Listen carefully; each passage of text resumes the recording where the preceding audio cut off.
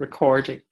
So, hello everybody. Welcome, and welcome, Jill. My name is Christian McNeil, and today I'm in conversation with Jill Whalen, who is a Three Principles facilitator, but also has a previous life as something of an expert on all things IT. Would that be the way you would put it, Jill? You could probably explain that better than me.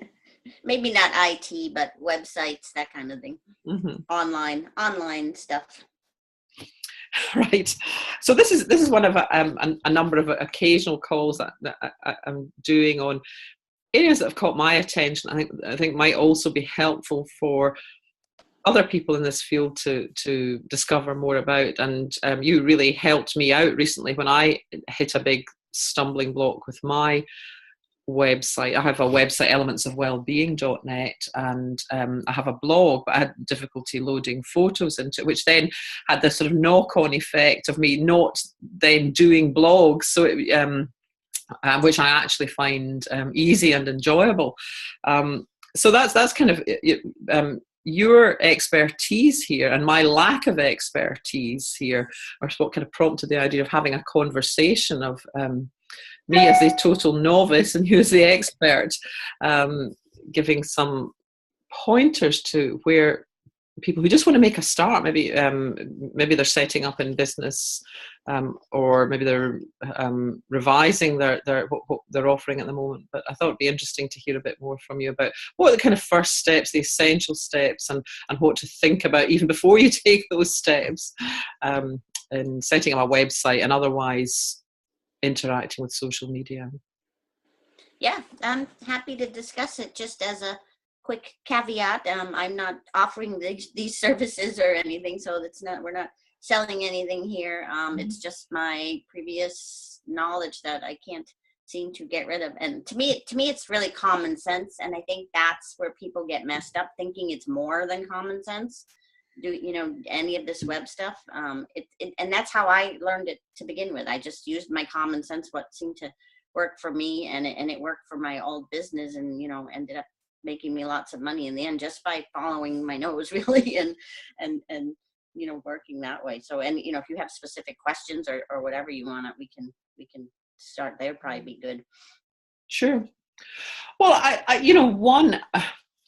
one question that occurred to me just now contemplating this call was that I think I perhaps fell into a trap at the outset. I had, before I went about creating a website or had someone do it for me, I'd come up with some copy, and I was doing my best to describe what I do, which is challenging enough in the world of Three Principles. So I had all that, but I allowed myself to kind of be I tried to fit my copy into the pro forma website, and I'm not sure it ever really worked very well for me. So, where would you advise someone to start? If they're setting out as a coach or a trainer, consultant, and this is their first website, what are your thoughts about the first questions they should be asking? So in terms of the website, so are you saying like that you had someone created a website for you and it came with certain pages, like a home page and then this page and that page, and so you just tried to fill in the blanks? Exactly. And so I didn't, it was kind of running me rather than serving me, if you know what I mean, from the start. Yeah. So I guess the one thing to know is, especially if we're talking WordPress here, which I know your website is, and a lot of people's are, which I would actually highly recommend for people to use.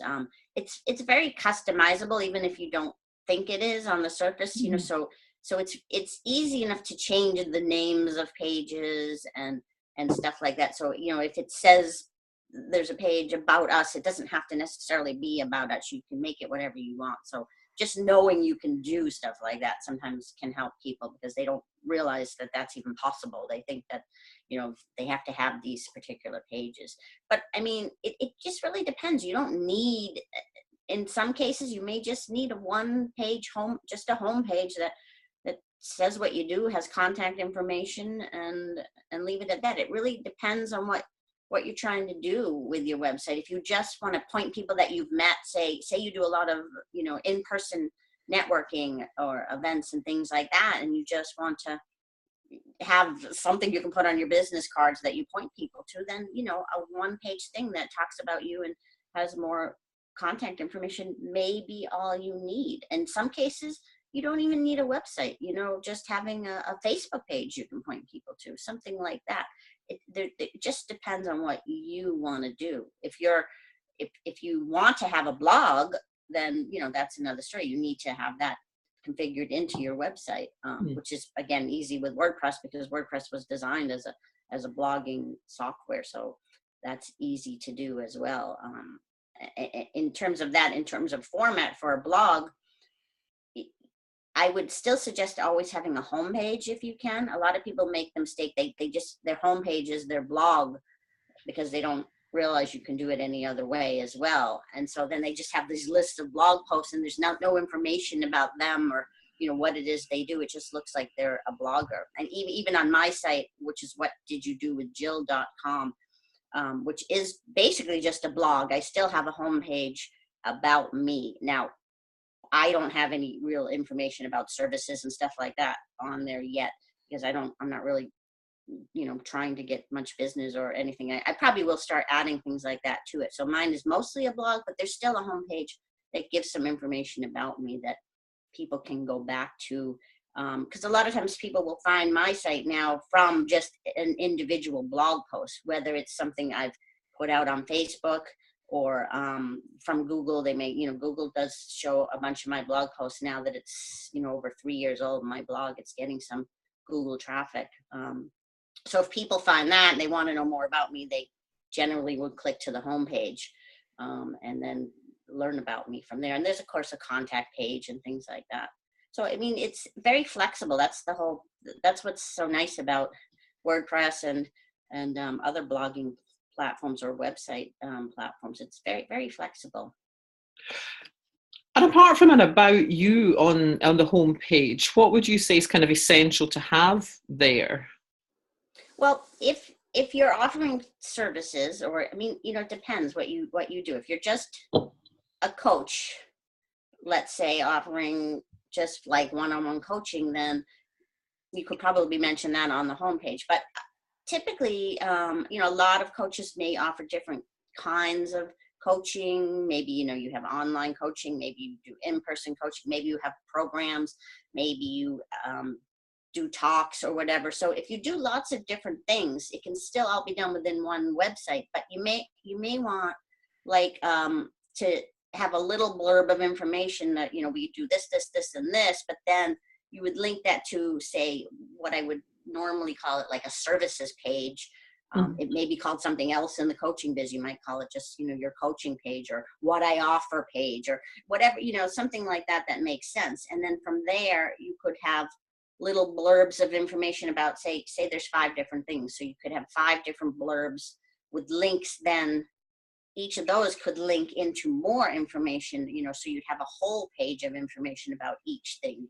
The more information you have about what you offer, the easier it is for people to know whether it's a good fit for them. Ultimately, in coaching and that kind of stuff, it's you speaking with people that's going to sell you. But some people like to read a lot about you first, and so that way, if you have little blurbs of information, for those who don't want to read a lot, it might be enough for them. But then for those who like to read more, who like the details, those inner, deeper pages of the site can help with that. And it also gives you, Google isn't going to show too many people's website pages that much anymore, just because you have to pay for it. And if you're just some small little coach, you're not going to get a lot of Google traffic on your services pages. But the more details you do have on a specific page, you could get, it is an easier way to get Google traffic if it's very specific about something that someone might be looking for. Does that answer the question? Yeah. I've heard people talking recently about landing pages, and I'm not clear if that's different to a home page, and if it is different, how it differs, and whether you would have a landing page and a home page on the one website. A landing page is generally, well, it depends on the definition, what you're using it for. Generally, it's not a home page. I mean, some people will make a whole new domain website for, say, a program they're offering. Get rich in 50 days, let's say. that's your program. So you might want a website that's just get rich in 50 days, and then the home page would be the landing page. But I don't recommend that normally, because to me, it's always been better to use one website if you can. It's better for your branding, and you can always just add to it. Web pages there's infinite, you can add infinite pages to it. So if I were to offer, say, a program, get rich in 50 days, I would just make a page on my website, and you would call it a landing page. And there's different ways of doing it. You can add a page that's not linked to from anywhere else. I don't really know why you'd want to do that, but you can just do that. And, and then you just point people there. So it would be like, what did you do with Jill.com/get rich in 50 days? Something like that would be the URL. And then that would just be, it's just a place people land on. It's just a page. It just, people call it landing page. Generally, I think of the term landing page to be like a marketing page. That tends to be the way most people use it, but it's still just a web page on your site. Right. Thanks. I discovered something, I don't know what you think about this. After I'd had my website up for a couple of years, I sat down with somebody and I just, on paper, in very broad strokes, drew out what I really wanted to have, because I realized it wasn't, it wasn't serving me. It was confusing, and there was a lot of repetition. And is that something you would recommend that somebody does at the start? Yeah, I mean, depending on the person, if you're visual and you want, and some people might put sticky notes up, depending on how extensive. I mean, I've used to work with people, with companies that had, websites that had hundreds of thousands of pages. So, big companies. So you'd almost have to do that. You'd have to make like an org chart kind of thing. But you can do the same thing on a smaller website. I mean, there's certainly, planning it out in advance is great to do that. And there's different ways. You could do it with yellow sticky notes on a board. This page will do this, because you want to see how they're linked together. So it is like an org chart. You start with your home page, and then things link down from there. And so you could say, and then we're going to have a services page, an about us page, and a something else page, and then what links down from there. So it can definitely be helpful to draw it out, or you can do it online, there's software that does things like that. But that's definitely a good way to do it. So like you say, you're not just having repetition. I've seen lots of coaching websites where they're just kind of saying the same thing on every page because they think they need to have all these pages. And if you find that that's all the information you have, then just have a home page. It's fine, especially in this kind of business. You don't need 100,000 pages. Yeah. No, I'm a great believer in keep it simple. Keep it as simple as is possible to be, and that's still meet the objective. Yeah, because people don't click, people don't read stuff as much. Most people don't, they click through stuff. I look at my stats all the time, and I have my real-time stats on my website, and I watch what people do on my site. And, if they come into my site from a blog post, almost all of them, it's probably around 90% or higher that just read that blog post and never click on anything else, which sucks. And I keep trying to think of ways to get them to click around to other stuff, because ultimately I would like people to sign up for my newsletter, because I just know from prior experience, people who engage with you all the time through a newsletter that they're getting, it can tend to become clients later on, or will sign up for your programs or whatever you do. It's a long-term thing, but that's, to me, one of the best ways of getting clients or people to, just people who are engaged with you because they hear from you every week or every other week or however much it is. So I ultimately try to do whatever I can to get people to do that. But most just come on the site, read the blog post, and go away. That's just the way it is. Yeah. And just on that point of newsletters, because I've been going through my own email box, it's sort of unsubscribing to, because, and I do find some of them. I mean, obviously, I don't need to read them, but there's a bit of a heart sink when you see yet another. I mean, some people are sending them more than once a week, which I don't know what your own thoughts. And obviously, each recipient is different. They'll have their own ideas about it. But do you have any thoughts about frequency of newsletters? Or? Yeah, I mean, we could have a whole webinar about newsletters. That's my, like, that really, newsletters is what built my whole business before my newsletter. So I have a lot of thoughts about it. I mean, it's going to be different for everyone. And what I like in newsletters that I get to is different. I mean, I am really picky. I don't want commercial stuff in newsletters. If I sign up for something that's just going to tell me, like what my newsletter is, just like a new blog post or some kind of free information that I might find useful. If I sign up for that, that's all I want to get. And I don't want to, I mean, it's fine in that newsletter if you say what else you're doing, or, if you have something to sign up for. But for me, I can't stand when people send like a separate mailing about a program, or something that they're offering. It's like, that's not what I signed up for.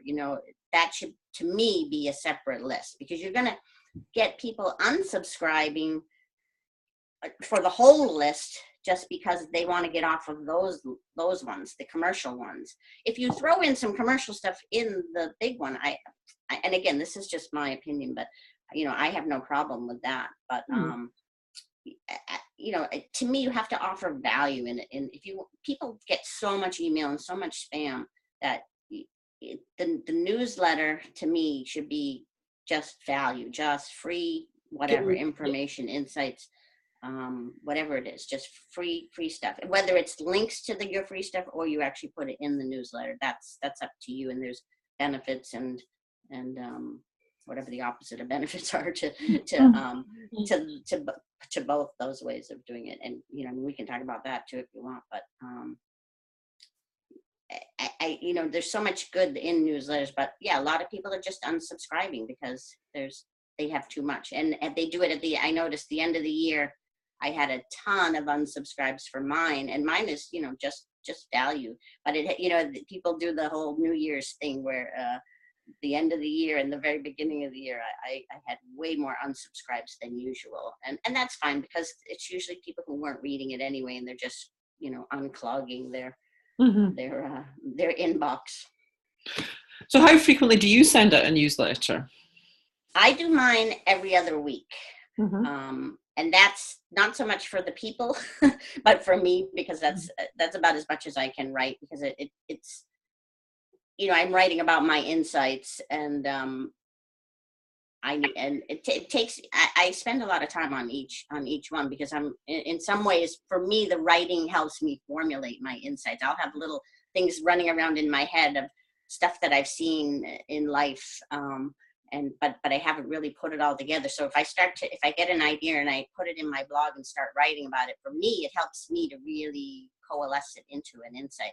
But I generally don't have enough of those to go every week. I think every week is fine for a newsletter too, in terms of the people who might want to read it. If I had enough different insights and I wanted to spend the time, I would do it every week. But for me, every other week just works well. And I think it's good for people. It's not too much, and it's enough that you're there, they expect it. One thing with newsletters is you have to do it on a regular basis. To me, if you don't do that, then just don't even do one. If you're just throwing it out there whenever, and this is the same with blog posts, I really think regular basis is best, because then it just becomes something people expect. They don't necessarily look for it because they don't remember the dates, but they don't say like, who's this person? Why am I getting this? Or even for your blog posts as well. I think a schedule is really helpful, and it's good for you too. It keeps you on track for what it is you're doing, and it that's the one thing in my life that I even back in the old days that I was that I knew I had to do every other week was write this newsletter, and no buts about it. You know, it was not a wishy-washy thing. You just do it. Oh, interesting. And do you have any thoughts on length of blog posts?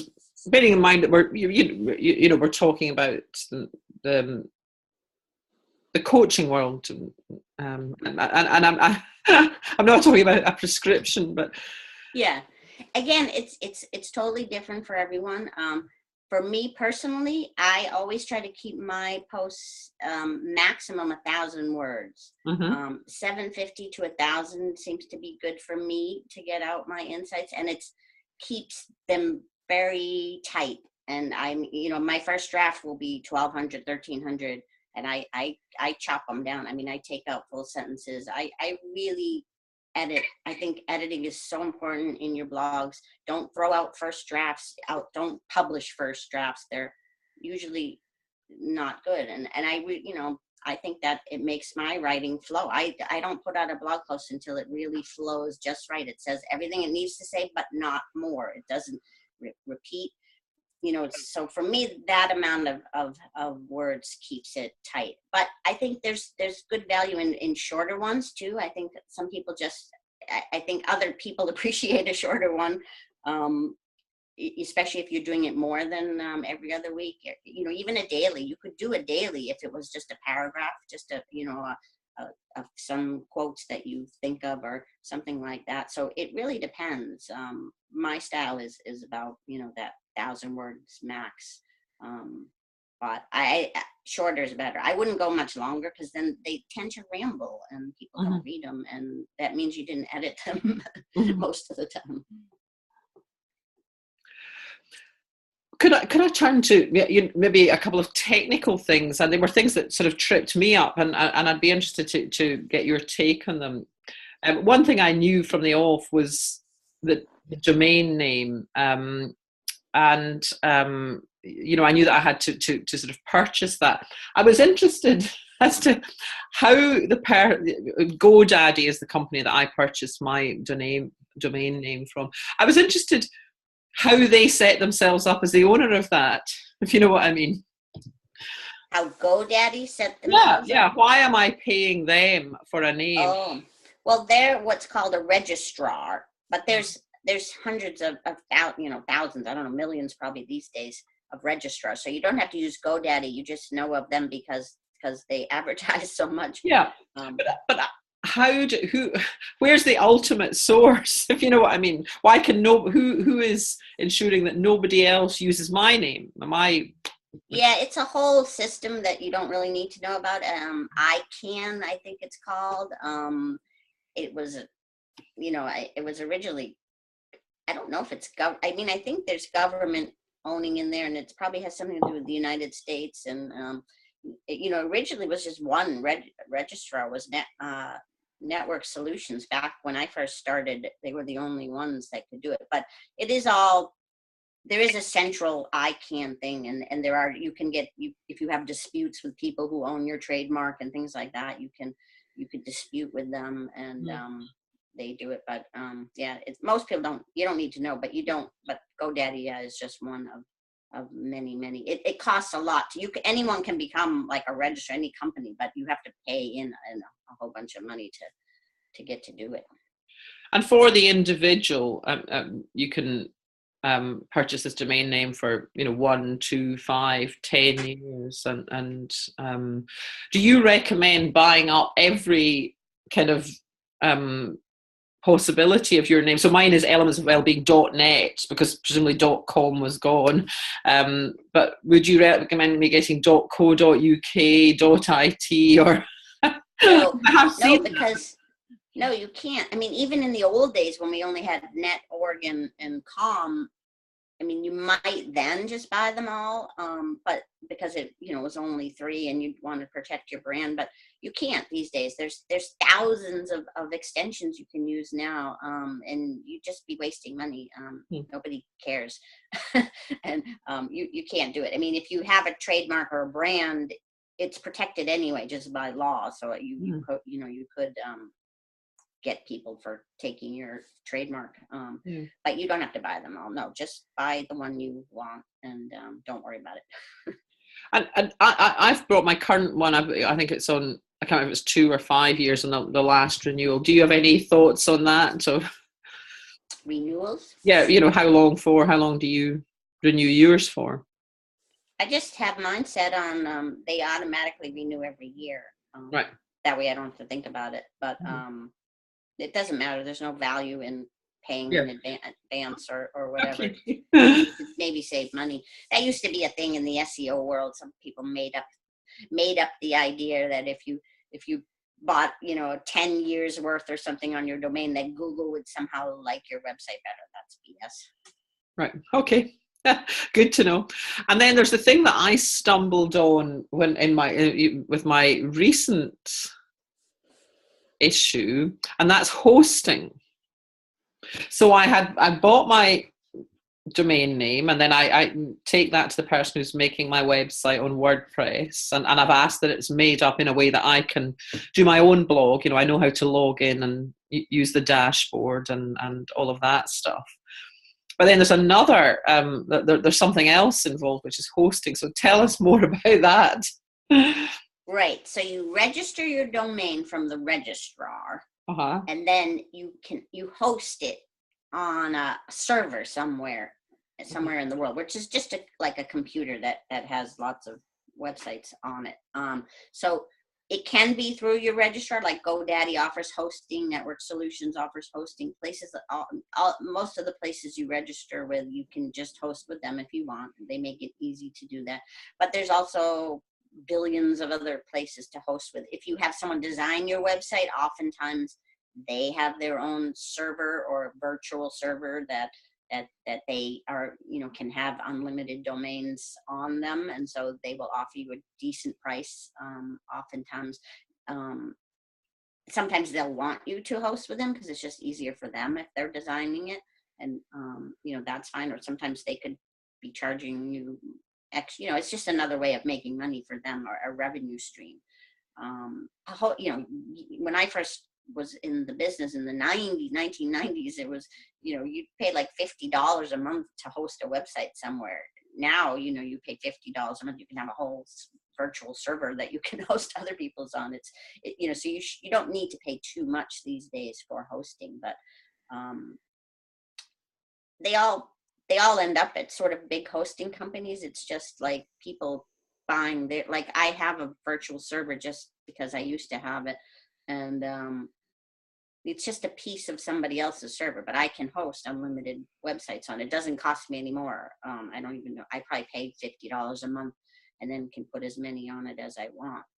If you put too many on it, it could slow things down if they're big websites. But if for people in the coaching biz with small websites, you can pretty much host anywhere, and you don't need lots of space. You don't need fastness. You're not doing anything fancy on there, so you don't. It doesn't really matter. Go cheap, I guess, is what I'm saying. Mm-hmm, mm-hmm, mm-hmm. And if you have, so I always knew that I would want to do,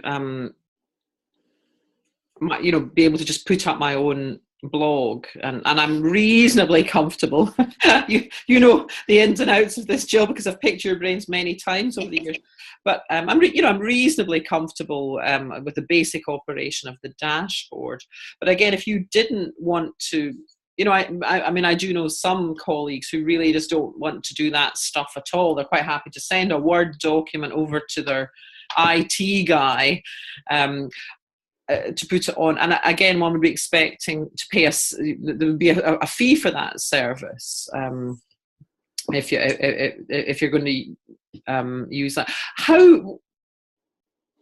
So obviously the person who made who created the website in the first place might offer that service, and if not, where would you look? If you've got your website, that person's no longer around, which I know has happened to a number of people. How do you find someone to?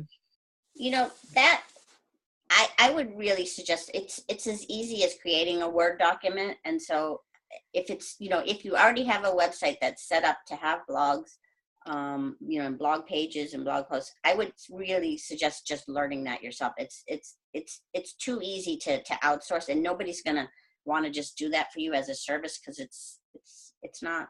I don't know. I mean, I guess some people would do it. Maybe like a VA, a virtual assistant would do things like that. I mean, if you literally have no time, but the thing is, you can write it right in the thing. Just it won't take you any more time than writing a Word document. So it's so simple. I would just say, don't be afraid of that. Just, look at it, have the person walk you through it. They can share screens with you and things like that. There's no reason not to learn to do that. Anyone who has a website should at least learn that much. You need to know a little bit about your website, the back end, just for emergencies or whatever. And I think anyone who has one, I mean, unless you've got $1 million and you don't care, then that's fine. You could easily have assistants. I think a virtual assistant is probably the way to go if you're that much not wanting to touch anything having to do with a computer.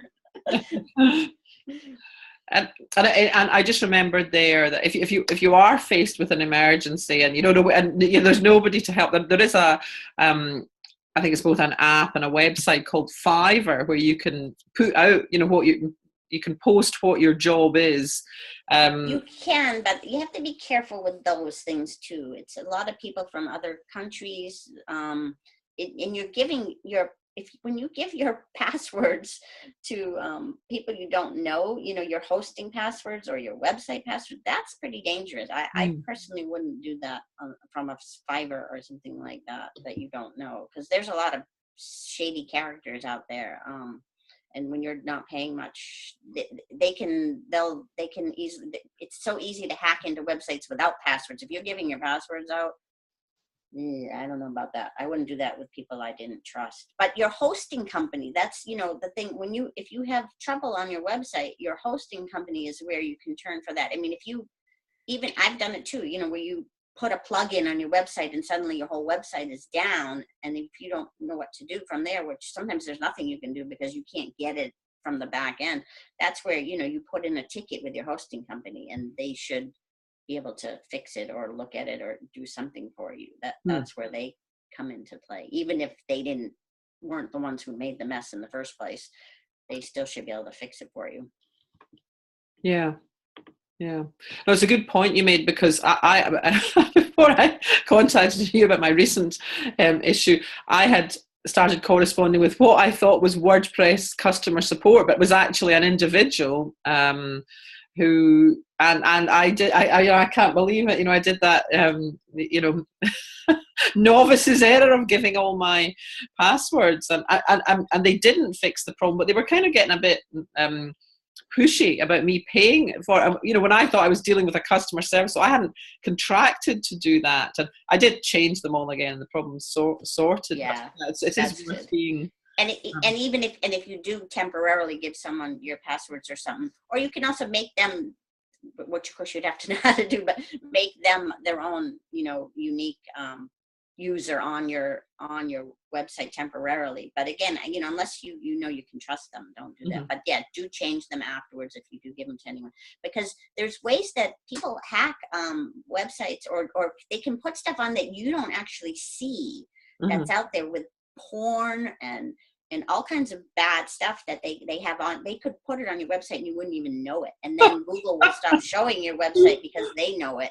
And it's like really, really common, even for people who don't give out their passwords. Like if you have a weird plugin that they have a back door entrance, like you have to be careful about that stuff, because if you've got bad stuff on your website somewhere, Google will they'll list it with like a big red thing, like don't go to this website, it could be dangerous.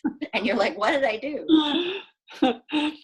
So would you recommend kind of checking in on your own website from time to time from a private window, for example, to see if there's anything? Yes, actually, because even people who know what they're doing, it can happen to them. It can happen to anyone.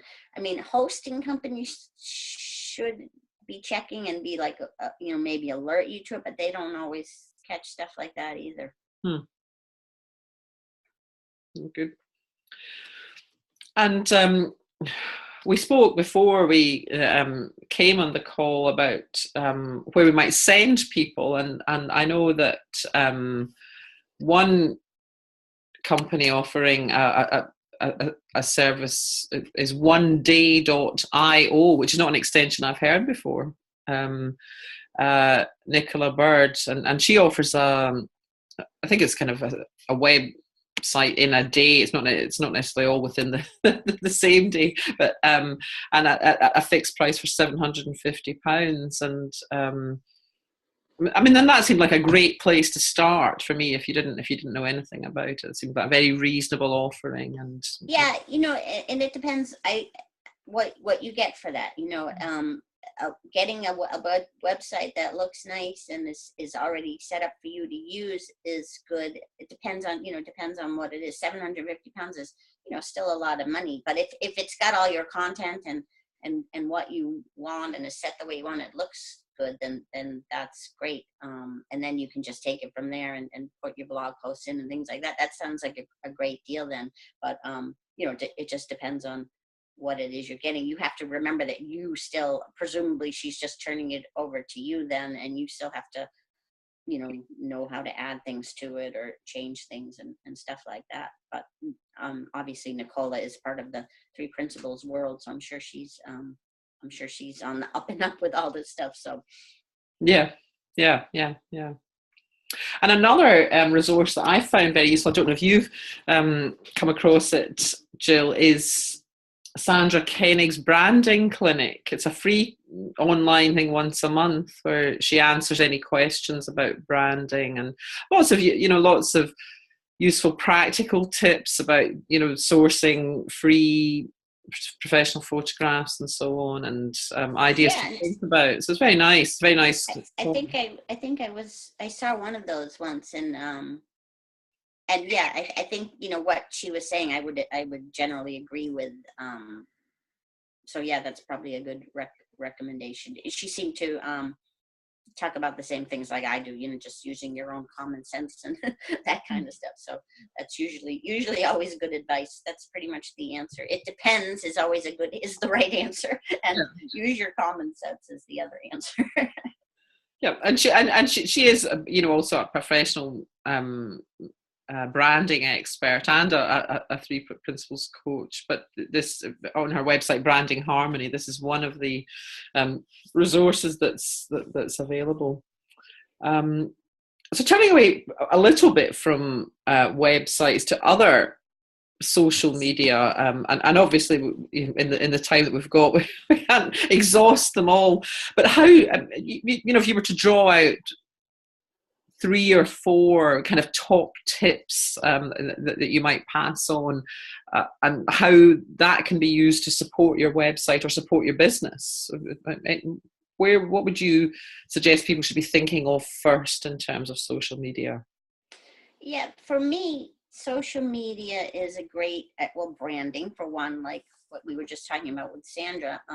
It's a great way, like Facebook, let's say. I think to me, Facebook is social media these days for the most part, for this kind of stuff at least, and maybe Instagram. I don't use it, so I can't speak to that one. But just being part of groups that are in your just different communities or whatever it is you're interested in, being part of them, and not just being a lurker. I mean, anyone can be a lurker, and that's fine. And that just means that you're reading stuff but not posting. But that's not going to get anyone to know you. Social networks, it's networking. It's online networking. It's the same as what people would do in person. Some people are more comfortable in person. Some people are more comfortable online, or some people both, or some people none. But to me, being online, I always find it funny that people are like hesitant to give their opinions online and stuff like that. But that's because I've just always done that, and for 20 whatever years now, my whole life's been online. So I've never been shy about just posting stuff online, and there's really no reason to be. You're just, if you're answering people's questions or posting your own questions, or just getting out there so people know who you are. I mean, I was surprised how quickly I was able to, let's say, infiltrate the Three Principles community just by, people, just by posting on groups, Three Principles groups and things like that, and just being out there. And and people just assume like you're some big shot in the community just because you post a lot. It's kind of funny, but that's all it takes, literally. If you post things that make sense, I mean, you have to make sense. There's some people that post stuff out there well, maybe I just don't understand them. Let's leave it at that. but I guess it makes sense to them, Jill. yes, but it's the same with like with a blog. You don't just post like ungrammatical and things like that. You have to use care with what you post as well, because it's your brand, it's your image. So for me, that's what social media is great for. It's for networking and things like that. It's great for promoting your own blog posts if you write blogs, or to just post them to the people who are interested in your network. It's great for, you could use it as a website. You could use Facebook as, have a Facebook page, and that could be your website. That could be your landing page, so it's great for that as well. But it's like a community especially for people who work at home alone. It makes you feel not so alone, really, in a way. Well, it doesn't make you. Your thoughts do that. Of course, that's a given. It gives the opportunity to connect. yeah, and you can feel more connected. And even in the old days, that me working at home all those years ago, 20 years ago, we didn't have social media, but I was always part of forums and things like that. There was always or chat rooms. There was always ways to connect with people online, and it's great. And then people all over the world, and that too. Having friends. I've always had friends all over the world from my old business, and now I'm looking forward to probably going over to Europe in May, and seeing people that I've met online, like you and I. Well, we met online first, and then in person. And I mean, to me, that's the best part about social media, is just meeting so many people. Like the conference in LA, I felt like it was like Facebook come alive when I went to the Three Principles conference. That's what it felt like, because you're seeing all these people instead of just their head pictures. You see the whole people, the whole person. Yeah. And perhaps just as a last topic, moving on from Facebook, what about Twitter? Where do you stand on Twitter these days? Twitter, yeah, I mean, Twitter, it's hard to say. My old business, Twitter was the best. Twitter got me the most traffic to every time I put out a new article, Twitter, I tweet it and get, hundreds of views to my site. But my target audience was on Twitter. So and you and I have a whole, I think, webinar about Twitter too, that's probably still got my same opinions on it that people can look for. I know it's on my YouTube channel. If anyone wants to know more about the details of Twitter. I like Twitter now a little bit, but I've sort of lost interest because there's not a lot of people in our community on it. It's growing. I don't know if the average person is moving away from Twitter or moving towards Twitter. So, it depends what you want to do. But it's kind of like a little microcosm of Facebook, I find. Yeah. I wonder if it's because it sounds like what you're saying there is that the target audience isn't there, and I wonder also if Twitter's changing in itself. It's not that there's a different target audience, but I mean, there's not, with 140 characters, there's not much you can put up there, but tweet links. It's again, if you write stuff, tweeting links to your stuff is fine. Mm-hmm. You can have conversations with people on there to a certain extent that they thread the conversations. I use TweetDeck.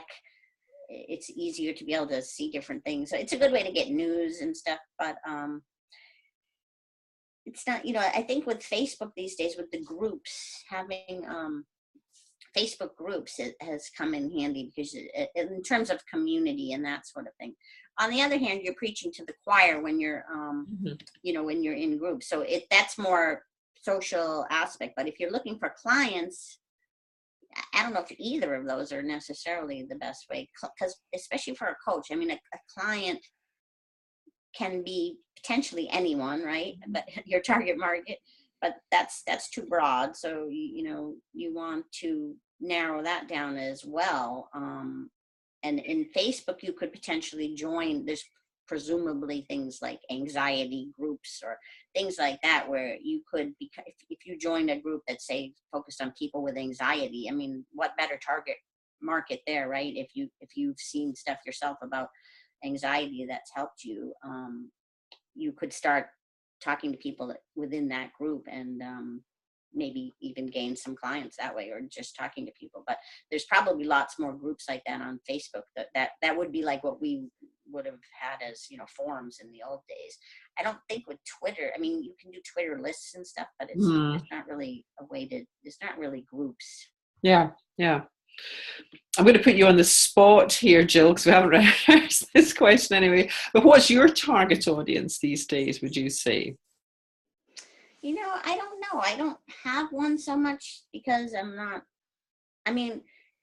trying different things. Like, I've been trying to help people who have problems. Like, so if you have a problem, I'm talking to people and seeing if we can, talk it through where they can then get their own wisdom and figure it out. But that's not a good long-term strategy for a client, because, they figure out their problem and they're good to go. So, which is fine. I'm just enjoying talking to people. But I'm also interested in talking to people who are sort of in transition, perhaps, looking to change things in their life, because I've definitely seen a lot of that for myself. People, anxiety, again, just the things that I've seen in my life, getting more healthy, helping with anxiety, helping people go deeper with their understanding of, like, the 3 principles or any kind of spirituality. Sometimes I feel like, I'm talking to people over